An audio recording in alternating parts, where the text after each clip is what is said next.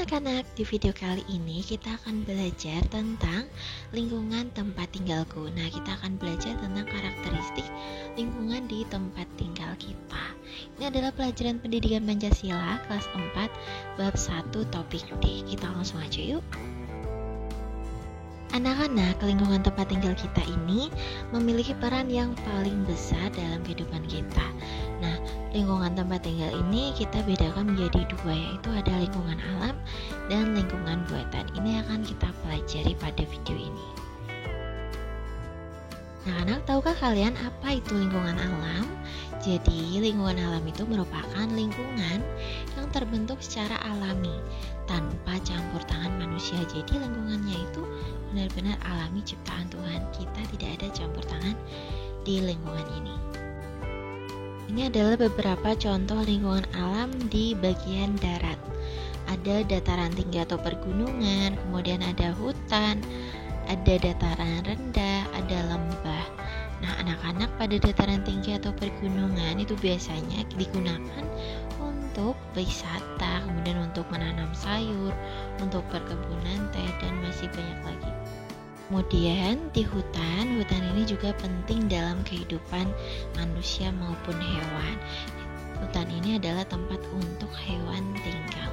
Nah, kemudian pohon-pohon yang ada di hutan itu juga bisa menghasilkan oksigen dan bermanfaat untuk semua makhluk hidup. Kemudian kalau dataran rendah itu biasanya untuk pemukiman warga anak-anak. Nah, kita ini kebanyakan tinggal di dataran rendah. Dataran rendah itu biasanya dekat dengan pantai, dengan sungai. Selanjutnya adalah contoh lingkungan alam di bagian perairan. Itu ada danau, sungai, pantai, dan juga rawa. Nah, danau ini biasanya berisi air tawar. Warga sekitar danau itu dapat memanfaatkannya sebagai pariwisata atau saluran pengairan. Kemudian untuk sungai itu biasanya aliran airnya besar. Nah, masyarakat sekitar bisa memanfaatkan sungai sebagai pembangkit listrik, jalur transportasi, dan juga rekreasi. Nah, anak-anak, untuk pantai itu ada banyak sekali jenisnya. Nah, pemandangannya indah, biasanya ini juga untuk tempat wisata. Kalian pernah ke pantai? Komen ya. Kemudian untuk rawa ini bermanfaat untuk memelihara aliran air dan juga mencegah terjadinya banjir. Nah, air dalam jumlah yang besar ketika hujan deras dapat diserap oleh rawa. Rawa sendiri itu merupakan kawasan daratan luas yang tergenang air. Nah, setelah anak-anak belajar tentang lingkungan alam, kita ke lingkungan buatan. Apa itu lingkungan buatan? Jadi, lingkungan buatan itu adalah lingkungan yang proses pembuatannya atau penciptaannya itu melibatkan tangan manusia. Jadi, yang membuat itu manusia. Nah, ini adalah contoh beberapa lingkungan buatan.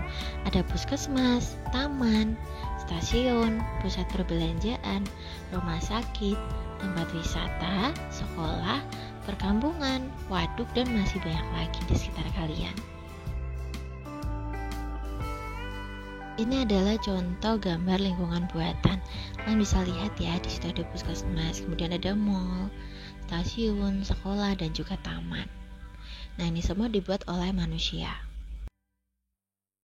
Nah, setelah kalian mempelajari lingkungan alam dan lingkungan buatan, sekarang kalian harus tahu bagaimana cara memelihara lingkungan sekitar, baik lingkungan alam maupun buatan.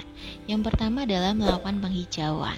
Jadi kalian harus menanam kembali pohon-pohon, karena banyak juga pohon yang digunakan untuk kebutuhan manusia. Kemudian tidak membuang sampah sembarangan. Kemudian menangkap ikan dengan alat yang tidak merusak lingkungan air. Nah, bisa seperti pancing ataupun pakai jaring. Jangan pakai bom ikan atau yang bisa merusak ekosistem laut. Kemudian kalian harus menjaga kebersihan dan juga menjaga ketertiban serta menggunakan fasilitas dengan baik. Kalau di tempat umum ya dijaga bersihnya, kemudian tidak mencoret-coret tempat umum, kemudian dijaga dengan baik, jadi bisa tetap lestari. Nah, anak-anak, sekian pembelajaran kita tentang lingkungan alam dan buatan. Semoga dengan video ini kalian bisa lebih paham ya. Jangan lupa tetap semangat belajar dan sampai jumpa di video berikutnya.